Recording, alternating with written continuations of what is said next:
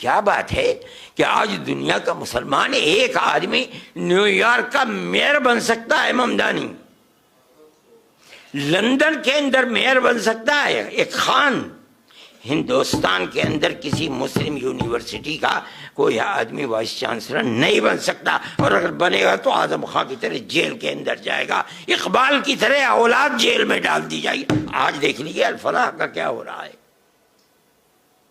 Jail میں پڑا ہوا ہے، اور کتنے سال جیل کے اندر گزرتے ہیں نہیں جانتا کوئی آدمی۔ قوم، گورنمنٹ ملک کی آزادی کے بعد اس پر لگی ہوئی ہے کہ مسلمان کو سر نہیں اٹھانے دینا ہے۔ بسم اللہ والصلاة والسلام علی رسول اللہ، والسلام علیکم ورحمۃ اللہ وبرکاتہ۔ جناب ارشد مدنی صاحب، میں نے سنا تھا کہ آپ دیوبند کے اندر احادیث کے استاد تھے۔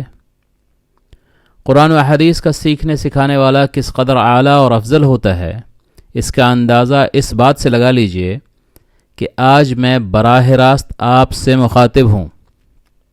یہ آپ کو کیا ہو گیا ہے؟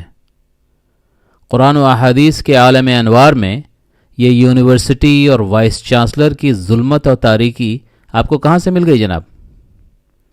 یہ کس غلاظت اور پستی کی باتیں کرنے لگے آپ؟ احادیث کے استاد ہونے کے باوجود آپ یونیورسٹی اور وائس چانسلر جیسی حقیر چیز کو کچھ اس طرح پیش کر رہے ہیں جیسے نعوذ باللہ یہ احکام ربانی یا سنت نبوی میں سے کوئی چیز ہو جس کو حاصل کرنا ایک مومن کے لیے باعث فخر ہے۔ آپ ملک ہندوستان کی باتیں کرتے ہیں، جس نے اس ملک کو توڑا وہ بدبخت انگلینڈ کی یونیورسٹی سے پڑھ کے آیا تھا۔ جس نے اس ملک کو توڑا وہ بیرسٹر تھا، یونیورسٹی کی اولاد تھا۔ وہ قرآن و احادیث والے ملک کو بچا رہے تھے اور یونیورسٹی والے ملک کو توڑ رہے تھے۔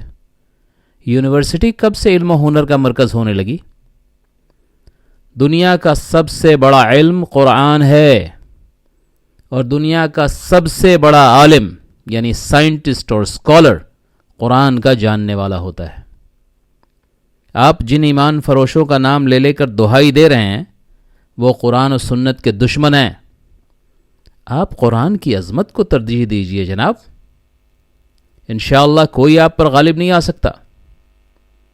وما علینا الا البلاغ، والسلام علیکم ورحمۃ اللہ وبرکاتہ۔